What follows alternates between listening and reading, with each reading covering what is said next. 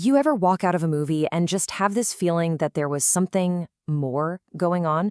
Something deeper, just under the surface of all the action and one-liners? Well, you're absolutely right. Today, we're going to pull back the curtain on film studies and give you the tools to watch movies not just as a fan, but as a real analyst. So let's get into it. All right, so here's the game plan for this explainer. We're going to start by asking what a film actually is. Then we'll look at how it became a serious academic subject. After that, we'll check out the tools that analysts use, dive into the kind of wild world of genres, and finally we'll talk about how you can use all this yourself. So, first up, beyond this silver screen, right out of the gate, we're going to challenge what we think we know about what a movie is and what it does. I mean, it seems like such a simple question, doesn't it? A film is, well, it's a movie. But the second you start to really peel back the layers, you realize it's this incredibly complex thing, so much more than just a story on a screen. And here's what's so fascinating. A single film is all of these things at the exact same time. It's an art form, like a sculpture. It's a performing art, like a play. It can be a fine art, and it is for sure show business, a massive industry. But maybe most importantly, every single film is a cultural artifact. It's like a time capsule of the moment it was made. And that's exactly where film studies comes in. It's the whole field dedicated to untangling all of those different threads. It's not really about saying a movie is good or bad. It's about understanding how it works and what it's saying on all those different levels. Okay, so this brings us to a really important point. Film studies is not the same thing as filmmaking. Think of it this way. A filmmaking class teaches you how to set up a light for a scene. A film studies class asks why they lit it that way and what that choice means for the story. One's about making it, the other's about what it all means. So how in the world did we go from movies being a cheap novelty to something you could get a PhD in? Well, that's what we're talking about next, from craft to critique. You gotta remember, for decades, movies were basically seen as lowbrow entertainment, but slowly that started to change. The very first film schools, like the one in Moscow and later USC, began treating it like a serious craft. But the real game changer came in the 1950s with something called the auteur theory, this radical idea that a director could be a true artist, an author with a vision. And by the 60s, it was a done deal. Film studies was a real academic field.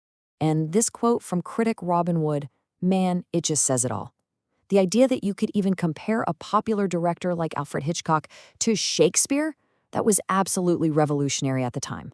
It was the moment when people finally started to recognize that popular movies could be serious, complex works of art. Okay, so if you're going to analyze a film, you need the right tools, right? That brings us to our analyst's toolkit. We're going to look at the different theoretical lenses you can use to see a movie in a totally new way. See, there's no single right way to study a movie. It's kind of like having a bunch of different pairs of glasses. You could put on an analytic lens to focus on how the movie makes you think. Or you could use a continental approach, like feminist film theory, to look at how gender is being shown. You can also view it through a lens of criticism, or a historical one. Each lens shows you something completely new. Let's zoom in on that auteur theory again. With this lens, the director is the star of the show, the main author. So when you're watching, say, a Tim Burton movie, you're not just watching the plot. You know it's a Tim Burton movie. You're looking for his signature style, his recurring themes about outsiders. You're looking for the artist behind the camera. All right, another absolutely essential tool for any film analyst is understanding genre. And trust me when I say this, the world of film genres is way, way bigger and weirder than you probably think. So get ready. We all know the Western, right? But what about the spaghetti Western? Totally different vibe. Much grittier, shot by Italian directors. And from there, it just gets wilder. You've got nunsploitation. Yep, you heard that right. A whole subgenre from the 70s. Or how about the moody Gothic romance? All dark, mysterious mansions and secrets. Then you can start mashing things together, like with tech noir. That's basically your classic detective story, but with cyborgs in a sci-fi setting. And we can't possibly forget the psychobiddy, a whole horror subgenre about older, dangerously unstable women. I'm telling you, these are all real. So why all these crazy labels? Well, it's really just about sorting films into different buckets. You can categorize them by their visual style, like film noir, or by their mood, like a thriller. You can sort them by setting, theme, format, you name it. And knowing these rules and conventions is key, because it helps us see what a film is trying to do with our expectations, or how it's trying to break them. Okay, let's bring this all home. This is where we put everything together and see how you can make your next movie night a whole lot more meaningful. So, what are the big takeaways? Well, number one, a movie is way more than just passive entertainment. It's a rich text that you can really dig into. Film studies gives you the language and the tools to do just that. And whether you're using auteur theory to find the director's fingerprint or your genre knowledge to see how a film plays with the rules, the result is the same. You get a much, much richer appreciation for the art of filmmaking.